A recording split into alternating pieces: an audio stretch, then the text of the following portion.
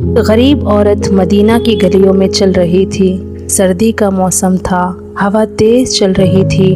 اس کے ہاتھ میں صرف ایک چھوٹی سی روٹی تھی جو اس نے اپنے چھوٹے بچے کے لیے رکھی جو بھوکا سو گیا تھا۔ راستے میں اس نے دیکھا ایک کتا کونے میں بیٹھا تھا، ٹھنڈ سے کانپ رہا تھا، بھوک سے اس کی آنکھیں سوکھ گئی تھیں۔ عورت اس کتے کو دیکھ کر رک گئی۔ اس نے روٹی کو دیکھا، پھر کتے کی طرف دیکھا اور دل میں آواز آئی، یہ بھی تو اللہ کی مخلوق ہے۔ وہ کچھ پل سوچ نہیں لگی، پھر اس نے کہا، میرا بچہ بھوکا ہے لیکن یہ بیچارہ بھی تو کسی کے ماں کا بیٹا ہوگا۔ اس نے اپنے آنسو پوچھے اور روٹی کتے کے آگے رکھ دی۔ کتے نے ترنت روٹی کھا لی اور چین سے زمین پر لیٹ گیا۔ عورت کے دل کو سکون ملا اور وہ خالی ہاتھ گھر چلی گئی۔ اس کے پاس نہ پیسہ تھا نہ کھانا، لیکن دل میں ایک عجیب سا سکون تھا۔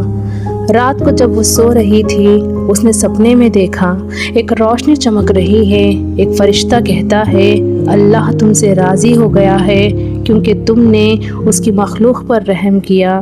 سبحان اللہ۔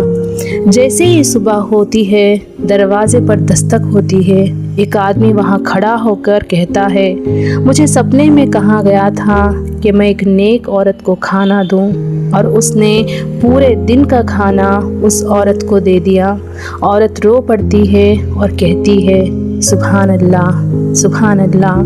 جو اللہ کے لیے دیتا ہے، اللہ اسے کبھی خالی ہاتھ نہیں رہنے دیتا۔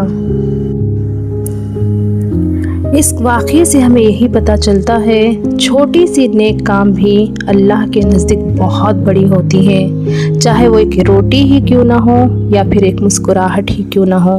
اگر دل سے دی جائے تو اللہ اس کا ثواب ہر جگہ لکھ دیتا ہے۔ سبحان اللہ۔ صحیح بخاری کی حدیث میں روایت ہے کہ حضرت حکیم بن حزام رضی اللہ تعالیٰ عنہ سے روایت ہے، اور رسول اللہ صلی اللہ علیہ وسلم سے بیان کرتے ہیں کہ آپ صلی اللہ علیہ وسلم نے فرمایا، اوپر والا ہاتھ نیچے والے ہاتھ سے بہتر ہے، اور صدقے کی ابتدا اپنے عیال سے کرو۔ بہتر صدقہ وہ ہے جس کے دینے کے بعد بھی دینے والا غنی رہے، اور جو شخص سوال کرنے سے پرہیز کرے گا، اللہ تعالیٰ اسے بچنے کی توفیق دے گا، اور جو شخص بے نیازی اختیار کرتا ہے، اللہ تعالیٰ اسے بے نیاز کر دیتا ہے۔